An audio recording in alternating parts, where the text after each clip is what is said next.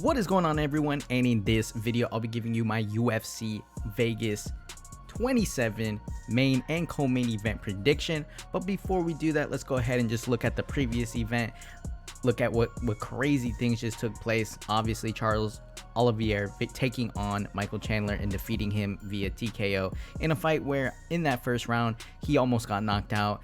A lot of refs would stop that fight. I think he got very lucky that they didn't stop the fight and that Michael Chandler wasn't able to finish him. And then obviously in the second round he just looked really aggressive and was able to check him with, I believe it was like a check hook, and was able to take him out and finish him on the floor.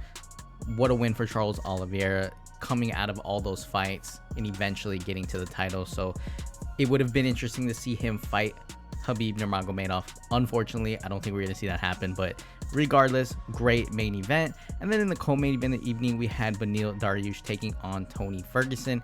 And again, a fight where Tony Ferguson, this guy's getting his arm snapped off, this guy was getting his ankle snapped off, his knee snapped off. Like, in this fight, Beneil Dariush, it just was one of those where Beneil Dariush it wasn't the most exciting thing you've ever seen, but it was a grindy fight. He was able to do what he needed to do.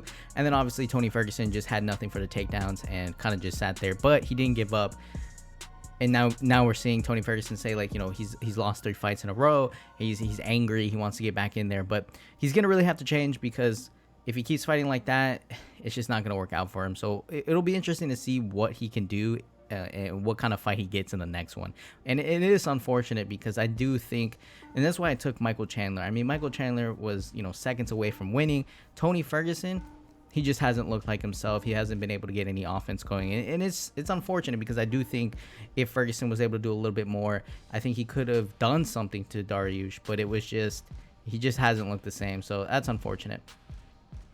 And then obviously the Edson Barboza taking on Shane Burgos fight, winning that fight by a delayed knockout. Shane Burgos, tough guy, scary fight right there, because you don't know what happened to Shane Burgos after that. But regardless, Edson Barboza, another guy where you look at him and you're like, yeah, he could be on his way out, and then he does something like that and he's able to land the KO there. So who knows, right? With some of these fighters, they just pull off these crazy knockouts and they come back into the top 5 to the top 3, and then they end up fighting for the title and they win it. So who knows? But overall, I would say a very solid event. Some of the judging was a little weird, but overall, pretty solid event.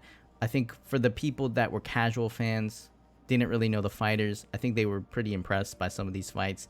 And that's usually how it goes, right? When people don't really know what's going on, the fights, they show up, they're very entertaining as in comparison to something like, McGregor's fighting, and then it's really not everything it was made out to be. So glad the event was good. Obviously I didn't really do well, but again, there were some fights where if I would have just taken Beneil Dariush to win this fight by decision, it felt like that was just too straightforward. I thought Ferguson would show up more, and then obviously Michael Chandler, he would have won that fight if the referee would have stopped it, but obviously that didn't happen. So good on Charles Oliveira to get that victory. But like always, hope I come back the next week. Did really well in the last pay-per-view. Unfortunately, not so well on this pay-per-view. But we've got UFC Vegas 27 coming up, and I think it's going to be a great night of fights, because it's, again, one of those things where you don't really anticipate it to be a good night of fights, but I think it's going to be. So the main event, someone's getting knocked out. There is no way this fight, in a smaller octagon as well, there's no way this fight goes to decision. So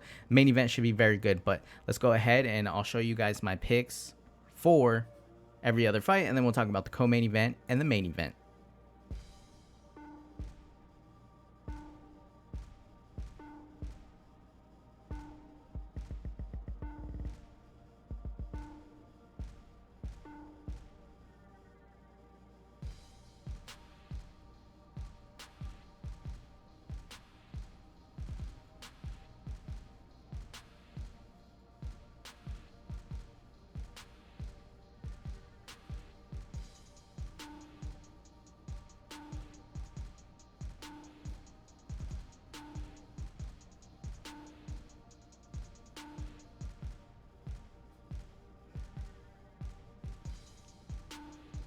So in the co-main event of the evening, we have Yan Zhou taking on Carla Esparza. And for this fight, I think it's going to a decision. This could be one of those fights where everyone's looking at it kind of falling asleep.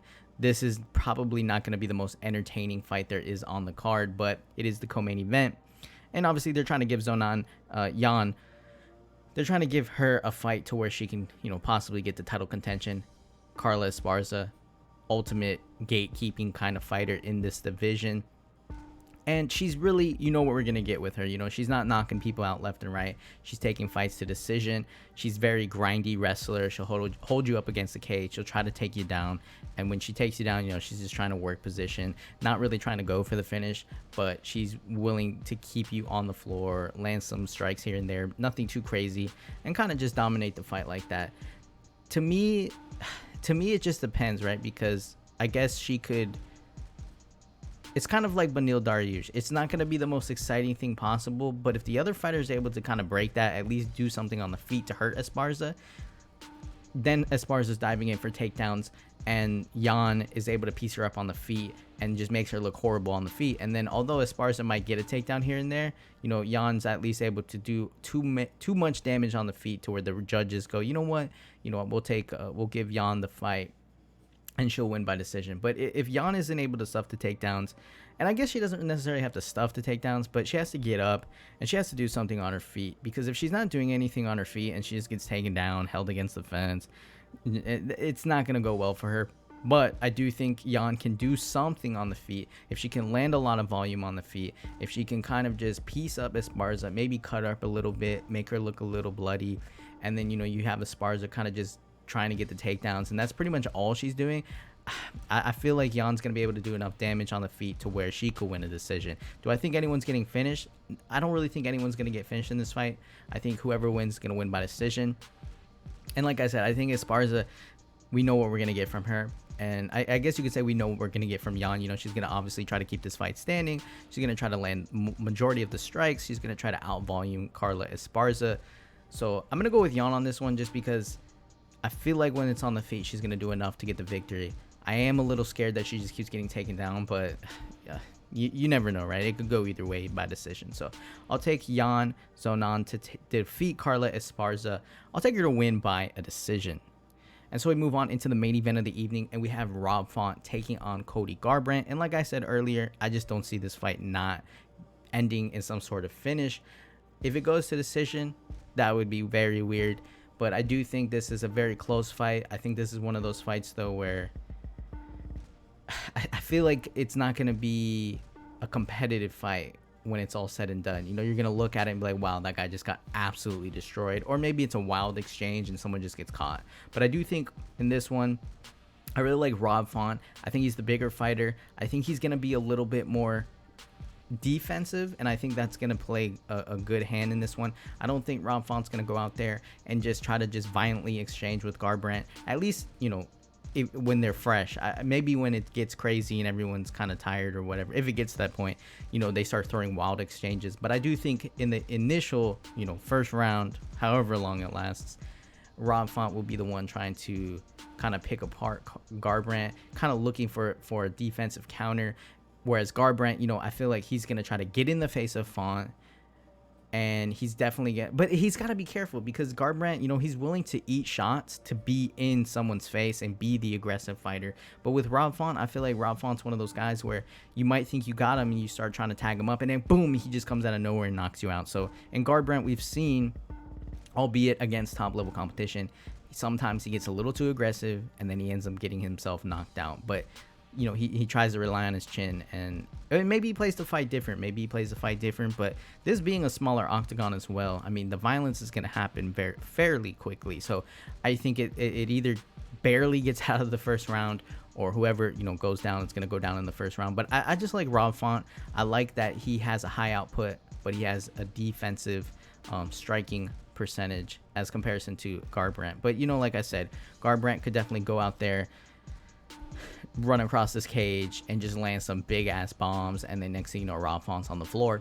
But I just feel like Rob Font's gonna bring a little bit more. He has the reach advantage, so maybe he tries to play the fight a little bit safer initially and see if he can land something.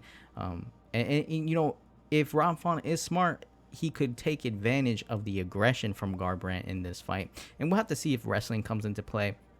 Maybe Garbrandt goes for some takedowns. I really don't think it's going to go there unless some guy's like absolutely hurt and they're just diving in for takedowns.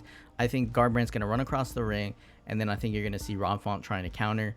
And it's one of those situations where whoever gets obviously tagged the hardest is going to go to sleep. So I'm going to go with Rob Font. It's a close fight. I understand that. But Garbrandt, I feel like if he gets a little too crazy, he might catch, you know, that one strike that gets you out of nowhere from Rob Font. So I'm going to take Rob Font to win this fight. I'm going to take him to defeat Cody Garbrandt by KO TKO in round number 1. So that'll do it, guys, for my UFC Vegas 27 main and co-main event prediction, as well as we looked at the other fights from last week. So again, hoping I do a lot better on this one. We'll have to see. Overall, a pretty solid card. Co-main event, maybe not the best fight. Main event, pretty good. And there's some fights on the undercard that I think are going to be definitely fun to watch. So we'll see what happens with this one. But thank you guys for watching. Make sure you hit the like button. Make sure you hit the subscribe button. And I'll see you guys in the next video.